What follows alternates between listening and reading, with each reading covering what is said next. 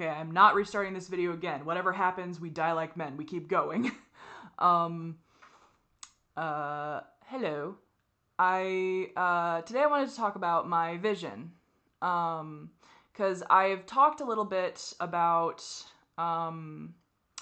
with my queer and trans experience, one of the biggest fears I have is that, what if I'm faking it? What if it's not real?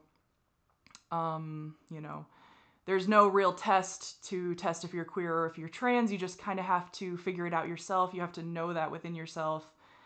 And there's no real proof for your gender identity or your sexual orientation. And I really struggle with situations where there isn't proof of something being real. I have a brain that really likes hard proof. It really likes to know something for sure. And unfortunately, as I'm finding out in life, there's not a lot of things that you can do that with. I'm really finding out that there's a lot of life that is just uncertain, and that's part of it. And there's a lot of life that you just never will know certain things. Or at least you can't rush your knowledge sometimes. But that's a whole other thing. But the reason I brought up queerness and trans identity with my vision, because those seem very unrelated, but worrying that my experience isn't real and that it's all in my head is something that I do constantly worry about. And that was also something that I worried about a lot growing up with my vision. For those who don't know, I have nystagmus. I was born with it. It's this thing where my eyes kind of shake a little bit. No, I cannot feel it. No, the world doesn't vibrate. These are questions I've been asked before. But it is something they do constantly. I can't control it. They will always do this. They will always twitch. And it's something I was born with. Around 6 months, I was diagnosed with nystagmus. And it's funny because the way I was diagnosed is because, my parents were just bringing me to a checkup with the doctor. And I would look at everything like this, like out of the corner of my eye. Like I would turn my head to see things and be like looking out of the corner of my eye, which is really funny because I watch these videos back and I see that I'm doing that and I'm like, I wonder if that's like I don't know, because I can't see. I don't have contacts in for this, and I don't have my glasses on for this. My glasses actually, I don't know if you'll be able to see this, but they are dirty, number one. But like the lens on them is like extremely thick, and this is the thinnest lens that you can get on this prescription. This is the type of lens that I have on here is called a featherweight because it is the thinnest it can possibly get. And if it was not that and it was just typical glasses lenses, they would be like this thick. It would be like untenable. So my vision's bad. It's bad. Anyway, yeah, my parents brought me to the doctor around 6 months for just a checkup, and he was like, he's looking, out of the corner of his eye all the time. Have you noticed that? And then, also noticed that my eyes were twitching. And so I was diagnosed with nystagmus. And it was a thing, that I knew my whole life. I grew up knowing I had nystagmus. I grew up with my vision being impaired by it. I started wearing glasses very young. I don't remember exactly what age, but very young I started wearing glasses. And it was a thing where my parents didn't know how bad my vision was, and I couldn't explain how bad my vision was, and we didn't really know how it was affecting me for a long time. There is a funny home video that we have of me when I was a toddler, and I'm just like wandering around, and I totally walk like face first into the camera and whack my fucking eye on it and start bawling. It's very funny. Because I just like apparently ran into shit all the time, and that never stopped. I'm still one of the clumsiest motherfuckers. But I grew up, always needing glasses. I had my first surgery on my eyes when I was 5 years old, like right before kindergarten, I think. And now I do have some memories of that surgery day. It was so fucking long ago, but I remember I got in trouble from one of the fucking doctors in there, because like they had like this little kid like play area while kids are waiting for surgery, and so I was like playing with toys, and then like I started fucking just running down a hallway I was absolutely not supposed to be running down. It's some like surgeon guy or doctor or whatever just like yelled at me. He's like, "Hey, no running," and I ran back to my parents and started sobbing because I was a sensitive child who turned into a sensitive adult, unfortunately. That's just how it is. That's just where we're at, I guess. Maybe someday I'll fucking grow up. But yeah, I remember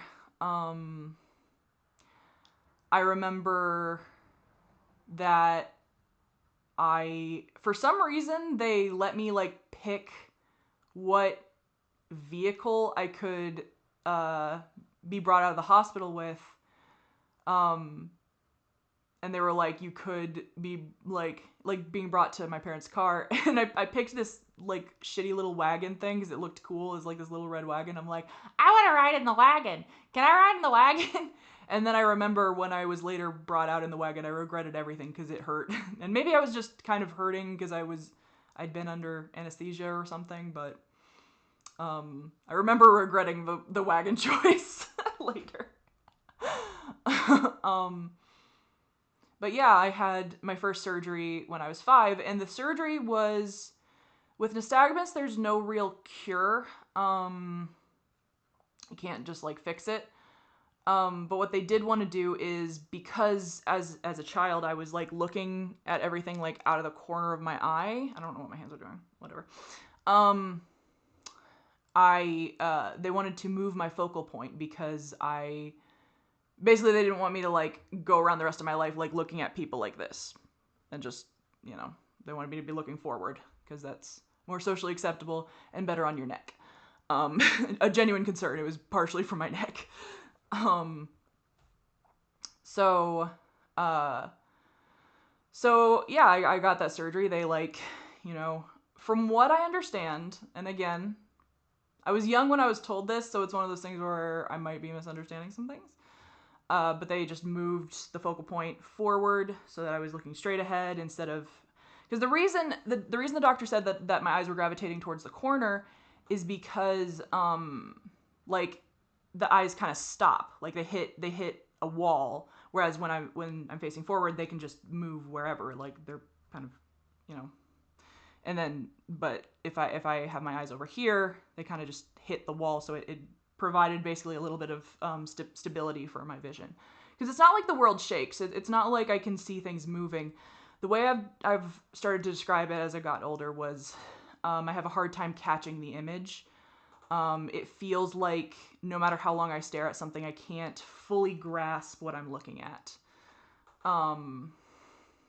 That's the best way I can describe it. And that like I have to take longer to look at things to kind of see them, and I do a lot by pattern recognition. There's a lot of pattern recognition in how I use my vision. Like right now, I can see like here's where my hand is not blurry. Here it already is starting to get blurry. So everything beyond that, obviously very blurry. And with my glasses, it's better, but my glasses don't fix everything. This new pair of glasses that I got this year did not give as much clarity as prescriptions have in the past, and I'm starting to wonder either the doctor did a very bad job or we're hitting kind of the limit of what glasses can do for me, which is unfortunate. So what was I saying? Oh yeah, the surgery. They, from what I understand about the surgery, most of what the surgery does, aside from the first surgery, the biggest thing was moving my focal point. The second part of what the surgery does is they are cutting the muscle that makes the eye twitch, because the nystagmus is not a problem in the eye and it's not a problem in the brain. It's a problem in the pathway between the eye and the brain.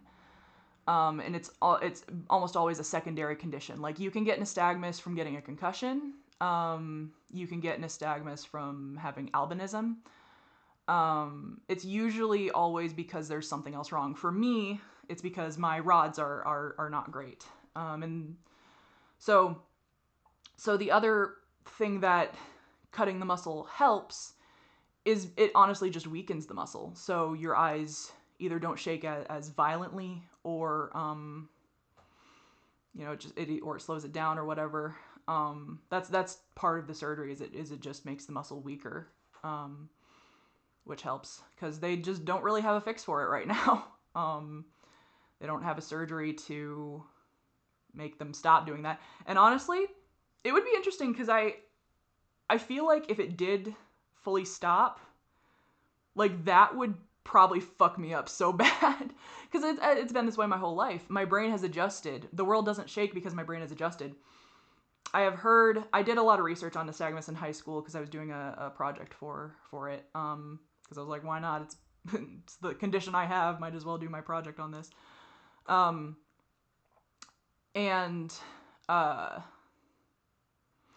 When people get nystagmus later from like a head injury, primarily a head injury is what would cause it later in life. I think there are a few other ways, but often they will have really, really bad, what's the word? Not dizziness. It's more, a more specific term. I can't remember, but like basically feeling dizzy all the time. Vertigo. That's what they get. Vertigo. Really bad vertigo. Usually like vomiting a lot, headaches. They do see the world as moving. They do report that they see everything shaking, whereas people who are born with it don't have that. So yeah, if they did figure out a way to completely stop my eyes from moving, I'd probably be fucking sick for a long time. I'd probably have horrible vertigo, and it would take a long time to adjust because it's just been this way my whole life. And my vision did cause a lot of problems growing up. I would trip and fall all the time, very easily. And it always frustrated me because my parents were always like, "Slow down," and then like now as an adult, I walk so slowly to like make sure that I'm not gonna trip or fall or whatever. And it's like, I still trip and fall. It's like, the speed of my movements is not helping because I just can't see. It's not solving the problem. Just funny. After the surgery, this is also kind of funny. Well, not funny. Funny might be the wrong word. After I got the surgery at age 5, my eyes were glued shut to heal, because little kids and surgery, if I started like picking at my eye after it was cut, that wouldn't be good. That's no bueno.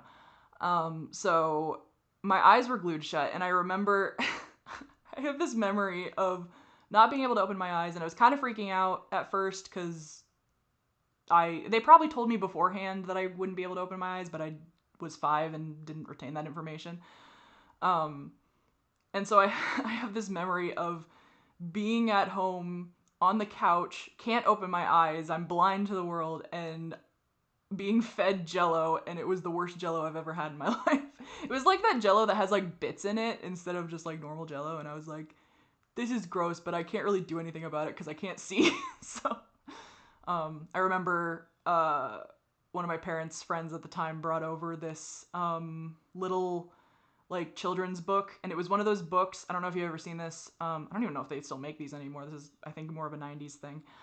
But it's that little like a little board book, and then you like open the page, and then it has like buttons on the side that you can press, and it'll read out part of it. So I had a lot of fun with that, just sitting on this my parents' friend's lap and can't see anything, and just blindly turning the pages and pushing a button to see what page I was on.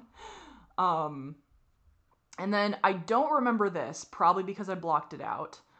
Apparently, when my eyes opened, when the glue kind of wore off, my eyes were really bloody. And that's normal. Your eyes kind of are bloody and kind of goopy for a while. And apparently I looked in the mirror and screamed because my eyes were bleeding. And then apparently I had a bunch of nightmares after that. I do not remember this. I don't remember this.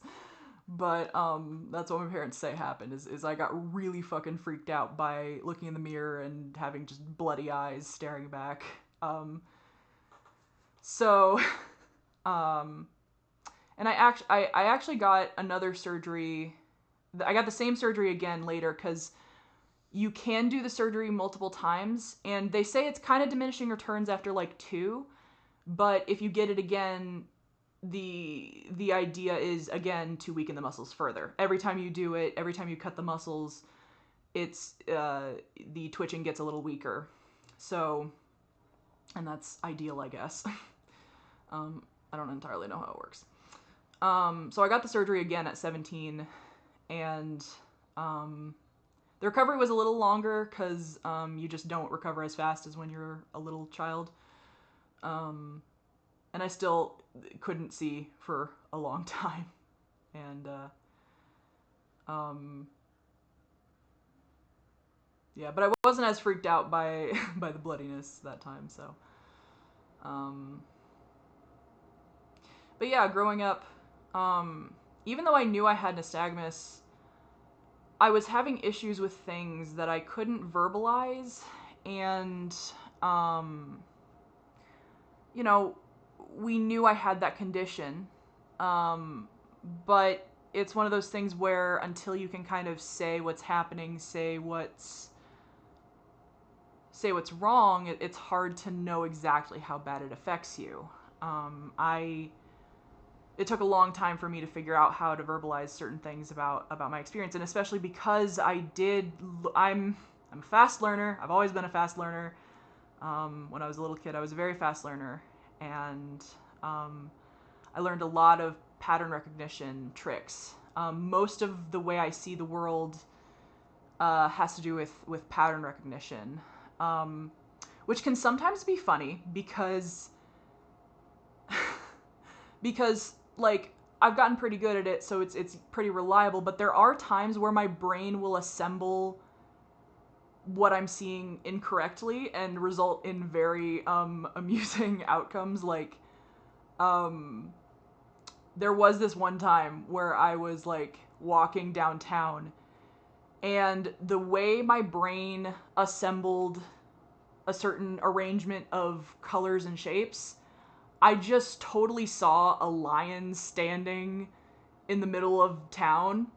And I was like, well, that's not right, but I don't know what it is. And then I was just like staring at it, like trying to figure out what the fuck it was. I think it was just like, I think it was like some kind of, it was like a bunch of different fixtures at different distances. Because that's the other thing. I have terrible depth perception. My depth perception is abysmal. So it was like a bunch of different shapes in different like places that just from that angle assembled a lion, and that was very funny.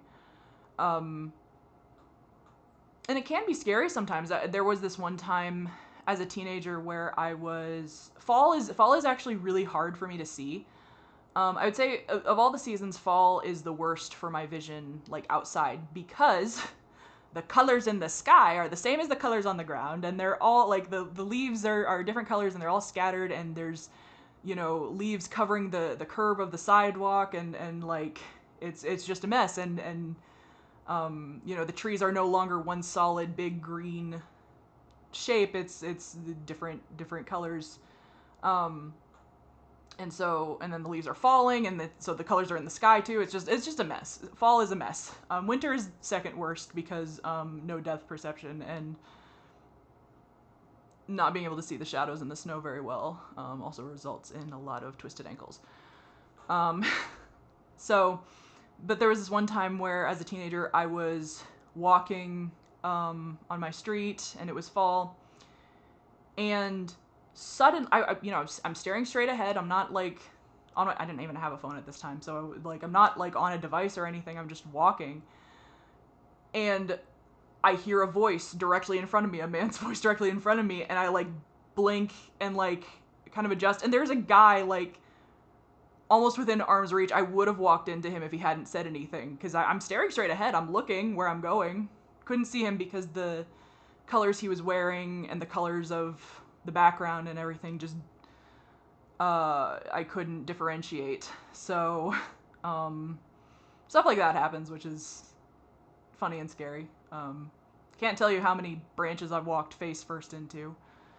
And this is all with wearing my correction, by the way. This is I'm not walking around without my glasses. This is with correction. I've talked about how I played soccer, and I loved soccer, but man, I did not know what was going on the second half of the field, like, ever. People were pretty impressed by what I could do despite not being able to see very well, which it helped that I played defense. I think one of the reasons I didn't play forward so much is because you have to be able to see to pass well. And passing was never my strong suit, finding a person to pass to. But what I was good at was, you know, running the opposing forward down the sidelines, and taking the ball from them and getting it back to the, you know, other side of the field where our forwards could take over. And I was good at, like, the formation of defense, of, like, setting up a good defense formation and kind of directing where we should be. So that was what I was good at. I was not so good. I did play forward a few times. I did take a couple shots on goal, never made one, unfortunately. I was really close this one time. There was one time I was really close because it hit the post. So it was really close, but didn't make it. Unfortunate. But I had a lot of fun.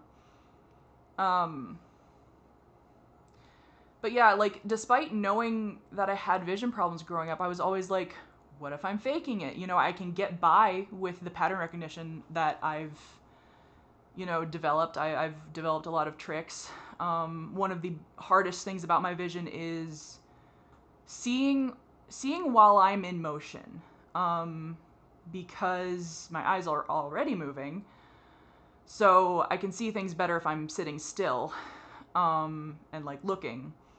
It's a lot harder to see things when I'm in motion.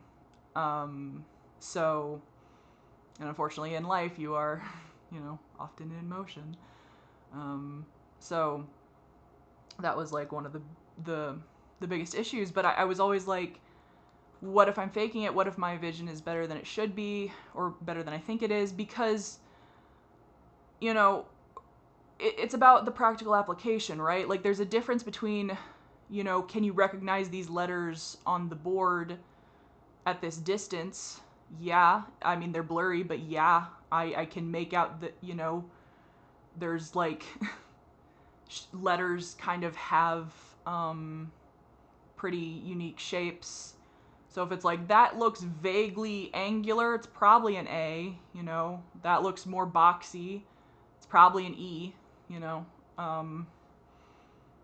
O and Q were always hard, but but you know, like I could get by, and so I would question all the time. I'm like, what if my vision is way better than like than I think it is, or what if I'm seeing what other people can see, and I'm just like overblowing like this issue. That was a big concern. You know, always worried I was faking it. Despite having, you know, very, very real issues. But like the thing is like I could draw. One of the, you know, I've always kind of been able to draw. And people are like, well, how can you draw if you can't see? And to that I say, I have no fucking idea.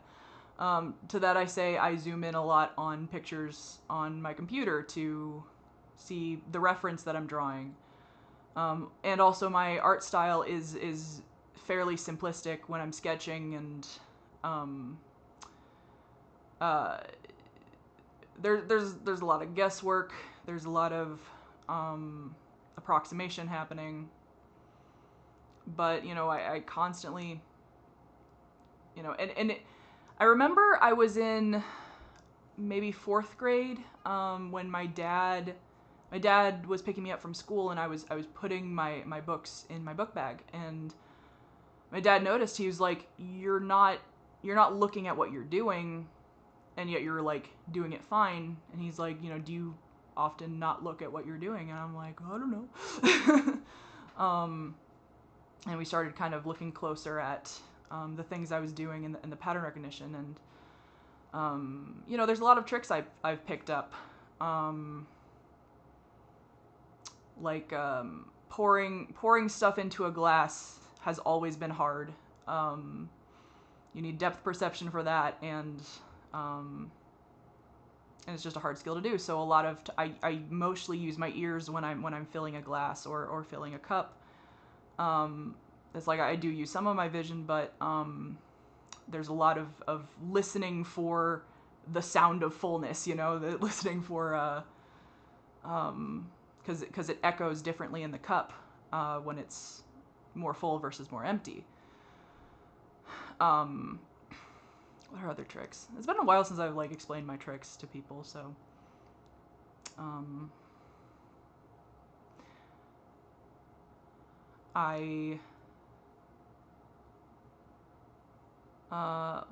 what's other shit I do?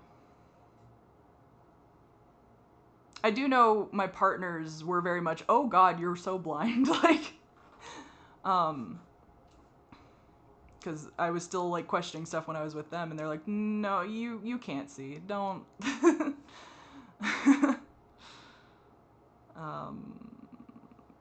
In high school, it was kind of funny because my vision was taken very seriously in high school, and that was the first time, because like when I was growing up, I had a lot of teachers who didn't understand. Like every time I, you know, entered a new class, we would tell the teacher that I had a vision issue.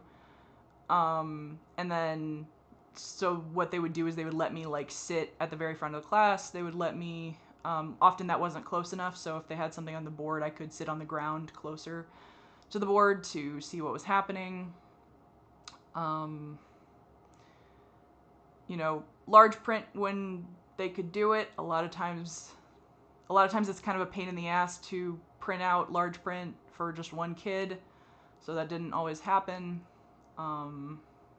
Large print helps, and here's the thing, like I can read normal print, like I can do it, I can, but it is a harder strain, because the thing with reading, I loved reading as a kid, but the thing with reading is, one, it has to be very close to my face, and then two, what would happen is I'd be like reading a line and then my eye would like jump down the page. So sometimes I'd be reading a sentence and then suddenly a different word from halfway down the page would pop in, and I'm just like, that sentence isn't right, enough to reread it.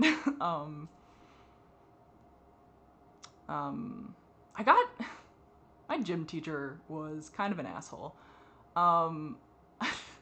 There was this one time in gym in middle school where we were playing baseball, and I love soccer, I love basketball. Baseball is fucking impossible. And he fucking yelled at me because he was like, okay, you can't be actually missing the ball that many times. You're faking it. You're doing it on purpose because you don't want to play. I'm just like, I can't see. I can't see the ball. It is a miracle if my bat connects with this fucking ball because I don't fucking see anything. He got so pissed off at me that because we were like playing a game with the students and like I was like striking out constantly and making it hard for everybody because I'm like losing and everyone's pissed off at me because I can't fucking hit the ball. And so he finally like just took over. And so he just was like, all right, you go sit on the bench. I'll hit for you. It's like, okay, well, fine. I want to play. I'm just bad at it. Can we just pretend like I hit it? It's not a real game. Can we just pretend I want to run the bases? There was also one time when we had to play ping pong. Yeah, that went way worse. I cannot play ping pong at all. That's impossible. The ball leaves someone's hand and it leaves my vision and I can't, yeah, ping pong's impossible. Even volleyball was kind of tricky just specifically in gym class. It's fine like outside, but like because the ball is like white and then like the ceiling of the gym was also white, so like it would like whack me in the face. But basketball and soccer, and that's the thing with basketball, it's like, okay, well, how can you shoot a basket with basketball? How can I shoot a basket? When I started going to high school, my dad worked there, so I would go early, like over an hour early, and I would stand in the gym, and I would stand in one spot, and I would shoot again and again and again and again, over and over every day, until I muscle memory learned where the basket is and learned how to make it in. Because at a certain point it does become muscle memory. If you can remember what your muscles feel like when you made it in, you don't have to fucking see. So from one single position, I can shoot baskets. And some other ones because I have practiced more. I'm not great, but yeah, I can do it. It's fun. But that's the thing is like a lot of things that I was good at came from a lot of practice and came from me being really bad and in the beginning because I couldn't see. But you know, you learn tricks, you learn ways around shit. Or you don't and you just struggle at it forever.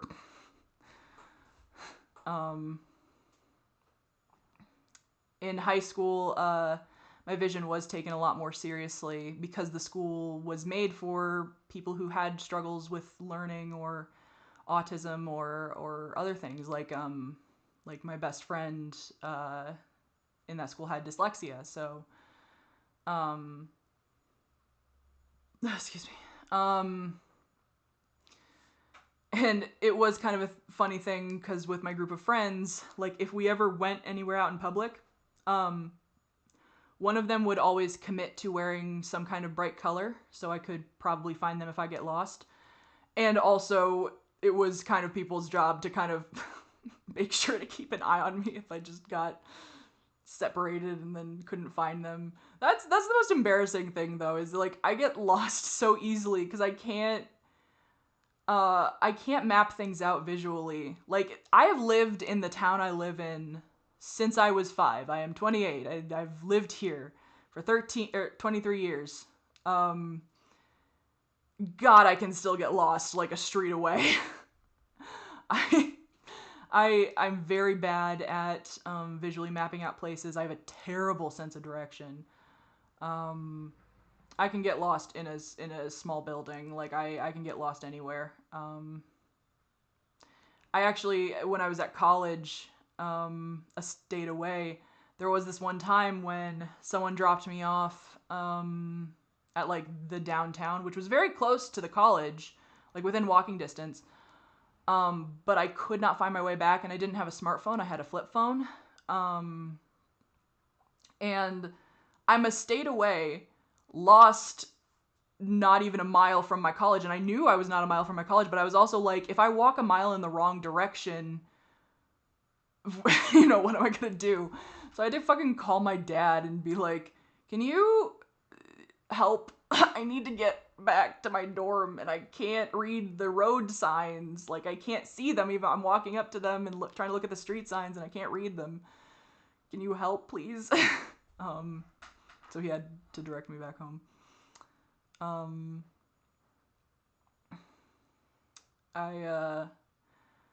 But yeah, in high school, it was taken a little more seriously. I had a friend who, he had Tourette's, and we would constantly make fun of each other, where he would just make jokes about me being blind, and I would make jokes about his Tourette's.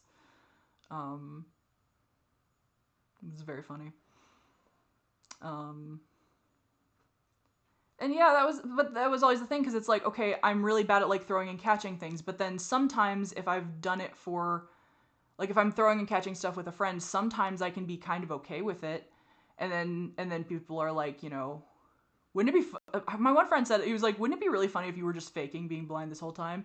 And I'm just like, no, it wouldn't be funny, because I've been trying to convince myself that I am not faking it for so long. I've been trying to prove it to myself, prove my vision, because I can't try on someone else's vision. I don't know, like, is it as bad as I think it is? I think it is, because I'm having trouble in areas that I think most people don't. I think a lot of my pattern recognition helps, but there are times when I get it wrong. You know, there are times when, you know, I mentally assemble an image incorrectly, and it's very confusing. There's a lot of optical illusions that don't work on me, which is interesting. That's like not an issue, but it is kind of fascinating.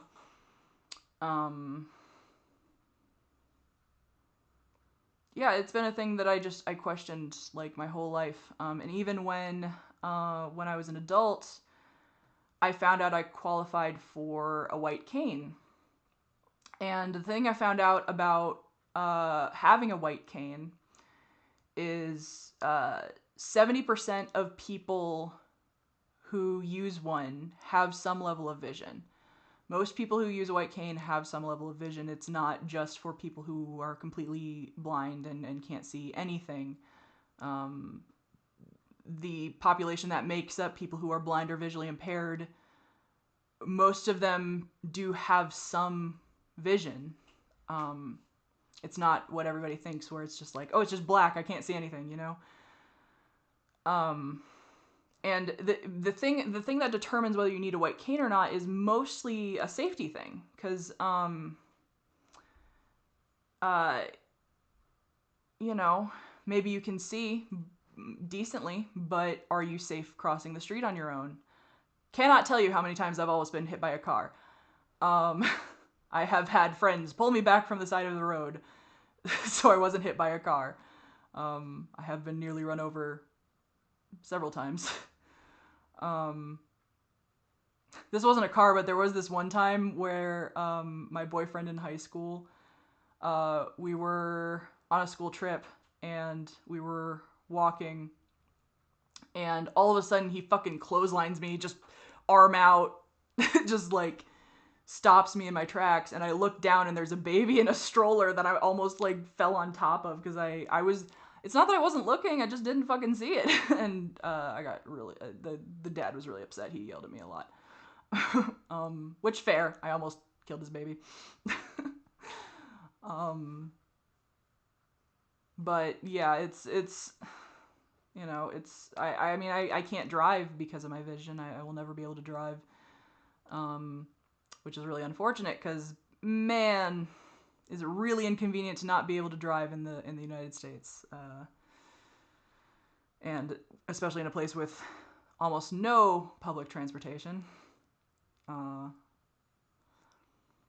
It's, yeah, not easy.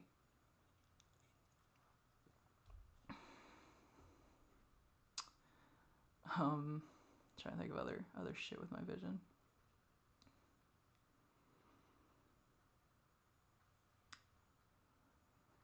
I don't know. Oh, when I got my white cane, I maybe someday I'll make a video showing my white cane, because I still have it. I don't use it as much anymore, because I can survive without it. And here's the thing. The way people treat you when you have a white cane is sometimes annoying. On one hand, it helps in a lot of situations, like, especially with cars. Cars will see you have a white cane and they'll be a lot more fucking careful. It can be helpful in certain circumstances. Like one of my common issues is when I go to a fast food place, I can't read the board behind the counter. I can't read the menu. So I always have to like look it up on my phone beforehand. That's usually what I do. Or I have to have someone read it to me, which is really annoying. And like holds up the line. That's honestly, if I'm completely honest, the biggest thing that has like this biggest social thing that's hard about my vision is I'm slower. I'm slower at things. I take more time doing things, and it makes people impatient. Like when I'm at like a cash register, pulling out my card, like fitting it into the slot, takes some trial and error. I've learned a few tricks to make it a little faster than it used to be, but I do take a hot second sometimes. Because, you know, I miss, and, you know, I have to kind of hold it and like feel with my fingers and then like, put it in. But I'm just slower at a lot of things. I do things slower. I cook slower. Like when I'm making a meal, it takes me a lot longer than most people, just because it takes me longer to get around the space, takes me longer to measure things, make sure it's okay. And it's like I have tricks, but there are certain things that I just use my eyes for, and it just takes me a lot longer. You know, so like a fast food place. And so when you have a cane, like, and you go up to like, if you have a cane and you go up to a fast food place, they know you probably can't see the board. They will try to help you without you even asking. And that's nice. But there's also, you get a little bit infantilized.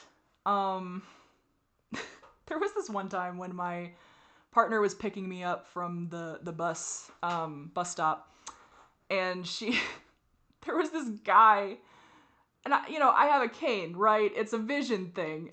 And I don't remember exactly what he said, but he asked her if he could say something to me.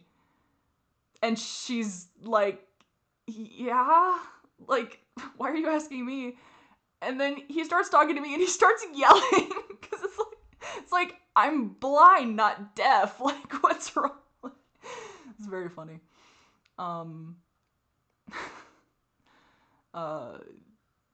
People randomly tell you you're brave for having a fucking cane. It's funny.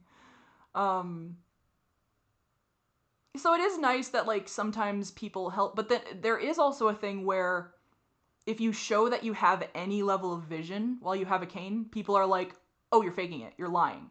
Like, without a cane, I trip a lot more frequently. And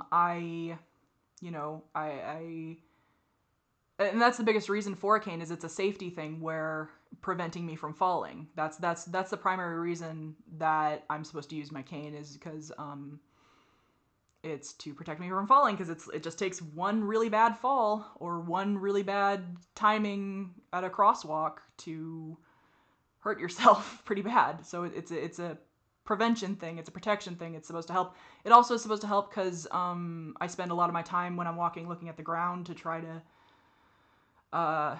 avoid things. And when you use a cane, you don't have to keep your eyes on the ground. I can keep my head up, and that's better for your posture, better for social interactions. And just having a cane just signals that I'm not going to get certain things. If somebody is at a distance and waving to me and I don't wave back, they see my cane and they're like, oh, he can't see me. It's not, what an asshole, which is what happens a lot of times. There's certain social things that it just indicates that I'm not gonna get. I might be slower at the cash register. I might be slower on these stairs. I'm very slow on stairs. Stairs scare the shit out of me. I hate stairs. I wish there was... Stairs are so dangerous because I have no depth perception, and It's the worst. I've fallen down the stairs so many times. I've fallen up the stairs so many times. I hate stairs. We have stairs in our house that are just like so bad for my vision. Like they're worse than normal just because of the stuff that's on them. I hate going up and down them. So yeah, with a cane, like that can indicate certain things. But then if you use a cane and then you seem like you have any vision at all, people don't like that. They think you're faking. I literally had someone look me in my eye and say, "Do you actually need that? Like, I don't think you actually need that." And I'm just like, well, and it's gotten to the point where it's just been like more annoying to use it than to just struggle. Which I know it's like, use your mobility aid, it helps. You have it for a reason. But also just the social aspect is so annoying, and sometimes it's just easier to not deal with it. And then there's also the type of people who, bless their hearts, they just try to be a little too helpful. Like they kind of, like I've had people where it's like I'm, going through a door, and it's like they open the door for me. That's very nice, thank you. Like that's not an issue. But then they'll like try to guide me like physically, and I'm just like, I got it. That's what the cane is for. I'm okay. The cane is for independence. And it's also interesting because like again, I should do a video on this sometime just because it'd be interesting. You have to use a cane in a specific way. Like there's a specific way to use it. So you actually have to have like training to use a white cane. They don't just like hand it to you. So I also qualified for a guide dog, but it was a really complicated process, and it's I wanted one, but now I have my baby boy, so that's fine. He can't do that job, but he's my baby boy, so that's fine. But yeah, it was just a thing that I questioned my whole life, because it's like, I mean, I had issues, but growing up, when I was a kid especially, I couldn't verbalize a lot of those issues. It's just like, things where people are like, did you see that? And you go, uh-huh, even though you didn't, because you just don't want to seem stupid, or, and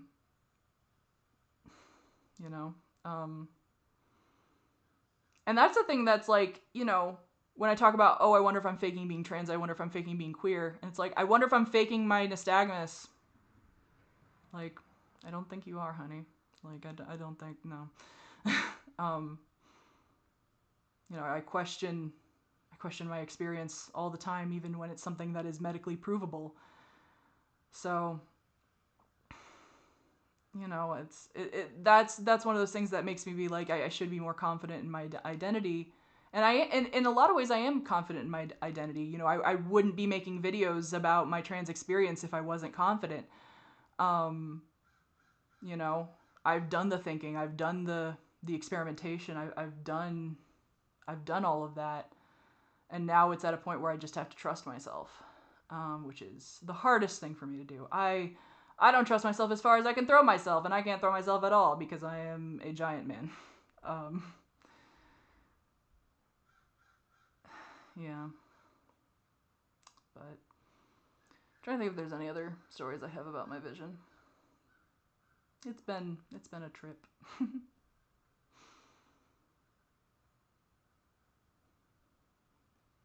I miss contacts. Contacts are the way my insurance works. It only covers the contacts partially, so it's kind of expensive, unfortunately.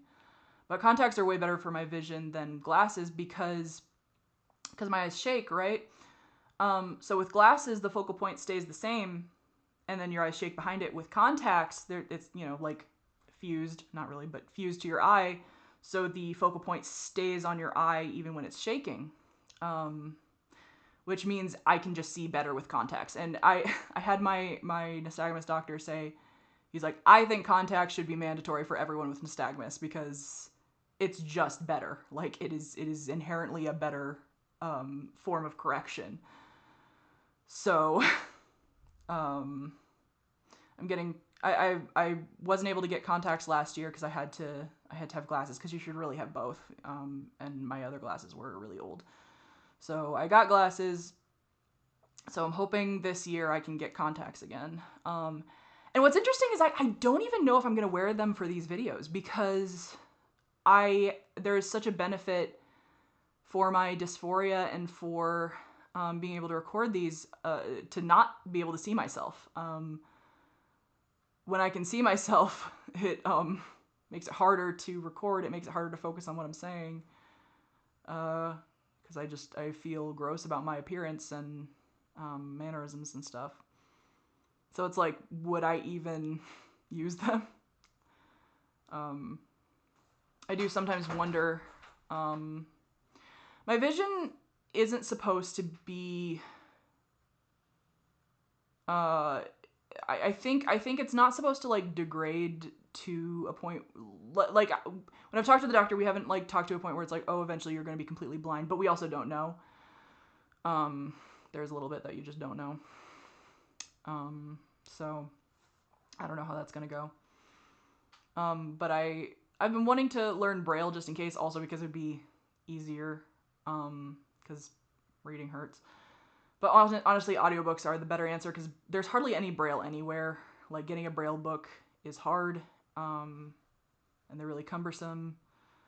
And audiobooks are just kind of an easier form. Oh, I should have mentioned this. So I mentioned my rods being too long. That affects my light and dark vision. One of the hardest things is my light and dark vision is, my color vision is perfect. I ace the color vision test. That's the only vision test I can I can win at. What's that logic? You know what I mean, though. It's the only one that I get like 100% on. Every other vision test is abysmal.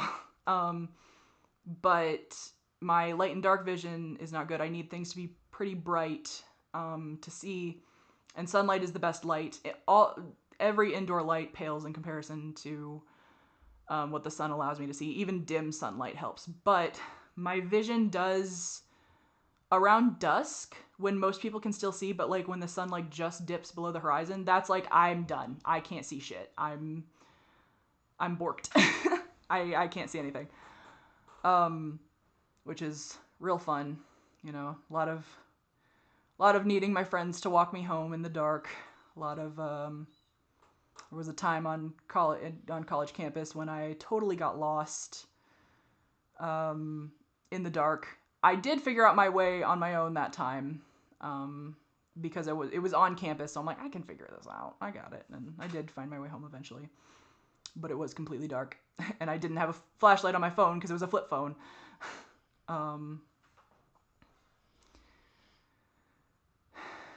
Yeah, I don't know. I wonder, one of the things with my vision is it's a lot of strain to look at things. I have a lot of, it's hard to see. Like, it takes work. It takes visual energy to look at things, because I'm constantly, I constantly have a kind of mental jigsaw puzzle of my vision happening, and some of it is subconscious, but then sometimes it is conscious, because I'll look at something and I'm like, that image doesn't make sense for what that is, and then I have to sit there and like try to piece it together differently consciously, and it's exhausting. And doing these videos like this makes me wonder, like, I wonder if I would ever hit a point in my life where I would just prefer to not have correction on. I don't think that would happen like permanently, but I feel more comfortable in my body right now because I can't see myself, and I can't, I'm not like visually aware of anything below here, I can't, see my own body out of my peripheral vision. And, if I was ever in a situation where I had loved ones that I lived with where I could just kind of be blind, and that's fine, like adapt to things in my own way. Cause like I do adapt. Like there's a lot of things I do that I don't 100% rely on my vision for. I actually, this is kind of a side note, one of my favorite games is Hollow Knight. And one of the reasons that's one of my favorite games is that game is hard as shit. I am not good at video games because of my vision. Most video game graphics are hard on my eyes because they're either too detailed or it's just too busy and I can't see. But like 2D art, so things like Undertale is a lot easier on my eyes to see. And Hollow Knight, when I found Hollow Knight, my friend was playing it, I was like, this is kind of perfect for my vision, like as far as the art goes. It's still like certain things are hard because it's still like dark in some areas, but like the outlines are really like thick. It's really only like a couple colors. The pattern recognition is really, really easy. And I was like, I've never really been able to play a game that was like a game where you can like fight and hit things. And I was like, I bet if I practiced this, I could get good at it. And my friend really encouraged me to do that. And I'd never played a game like that before. Like I've only played a few video games in my life. And that was like the first video game that I really worked hard at. I spent hours and hours and hours literally just in the first area. For those who don't know about the game, it's just you can open up different areas as you go on, and there's a word for it, and I can't remember what it is now. That's unfortunate. Can't even remember what type of game it is. But I worked so fucking hard at that game. I practiced and practiced and practiced and spent hours and hours and hours. I started playing it only like a couple years ago. I have around 800 hours in that game now. 800 hours in that game. And I've gotten to 109% because I've worked my fucking ass off learning the pattern recognition. And now, and the thing about that game is it is really accessible. Hollow Knight is so accessible because there are so many cues that are auditory and like vibrations. I think it's one of the most accessible games I've ever put my hands on, because you can do a shocking amount with mostly your ears, and like it's not like I'm doing it completely blind, like I am still using my vision, but the ability for the sounds and the vibrations to fill in the gaps that my vision can't do is really really helpful. And one of the things I do is I use the extra long nail to give myself as much range as possible, and that's really like the only charms I use, because it's like I can actually say I'm good at that game now. I am actually like good at that game because I worked my fucking ass off, and because I knew that the pattern recognition was possible. And then as I played the game, I found out it was really accessible because there's just so many auditory cues. And now I'm good at it. And it is funny because I will be playing it and I will be like looking at something else for part of it while I'm fighting something.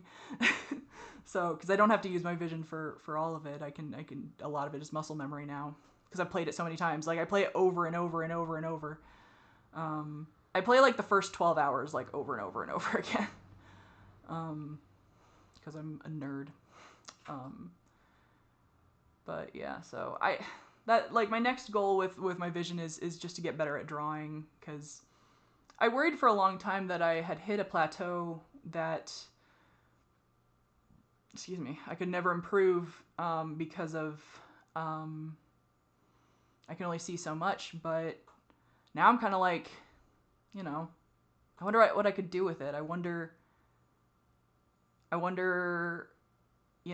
I did dedicate more hours to it, like how much better could I get? What other workarounds? What other workarounds I could figure out with it? It's I guess that's kind of my next challenge for myself and challenge for my vision. But Man, this has been a long ass video, way too long, but I wanted to get all my vision stuff in one video. So I don't know. You know, the wrapping up point is just I need to trust myself more. And not saying that I'm always going to be right about what I'm trusting myself with.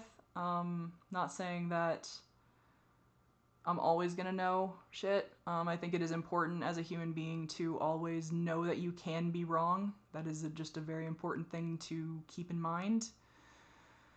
But, you know, I second guessed my vision issues all my life up until I got that fucking cane. Question them, am I faking it? Am I blowing things out of proportion? Can I actually see fine? And I'm just making a big deal out of nothing, despite being diagnosed, having 2 surgeries, and all that. So I think this probably means I can trust my trans identity as well. I think I have done I have tried out pronouns. I have tried out different things. I have spent a lot of time thinking about gender and thinking about my gender. And I think I need to learn to trust myself, which is scary because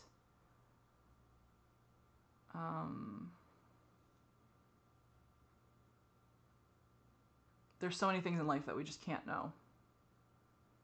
And that's uncomfortable. Uncertainty is uncomfortable. But, you know, at a certain point, you do kind of have to just trust your reasoning, trust your experience, believe your own experience, validate your own experience. That's a big thing I struggle with, is validating my own experience. I always want someone else to validate it. I will always want to double check with someone else. But at a certain point, only I can explain what I'm seeing. Only I can explain what I'm having trouble with. Only I can explain what gender feels like to me. Only I can know what masculinity feels like versus femininity feels like to me. Only I can know what attraction feels like.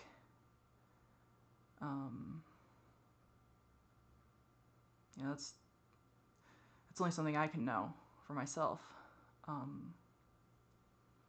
So, I don't know. Is there anything you've deeply questioned in your life? Is there anything you've turned over in your head 1 billion times more than you should have? Let me know so we can commiserate. Yeah. That's a video.